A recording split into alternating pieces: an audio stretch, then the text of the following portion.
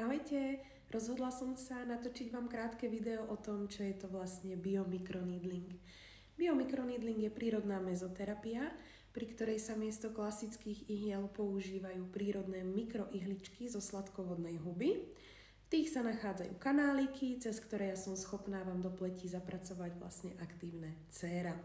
Behom takéhoto ošetrenia sa do pleti zapracuje okolo 4 až 5 miliónov takýchto ihličiek, samozrejme záleží od typu ošetrenia. Toto ošetrenie je výborné v tom, že sa nepoužíva žiadna anestéza, nič sa neumrtvuje, nič nekrváca a hlavne nenastávajú žiadne dlhé hojace procesy. Cez to všetko je toto ošetrenie srovnateľné napríklad s chemickým peelingom, kedy to hojenie je naozaj na dlho. Výborné je toto ošetrenie, pokiaľ sa chcete zbaviť vrások, pigmentových škvrn, akné, jaziev po akné, kruhov pod očami, rozšírených pórov. Naozaj behom 7 dní máte kompletne nový obličej.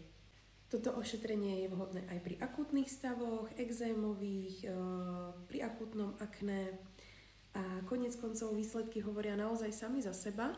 Stačí, keď si na Instagrame vyhľadáte hashtag SQT a sami uvidíte tie krásne premeny ľudí po celom svete, ktorým to koľkokrát naozaj zmenilo život. Takže pokiaľ chcete svoj problém s pleťou naozaj vyriešiť, neváhajte, napíšte mi, objednajte sa, veľmi rada vám poradím. Ahoj!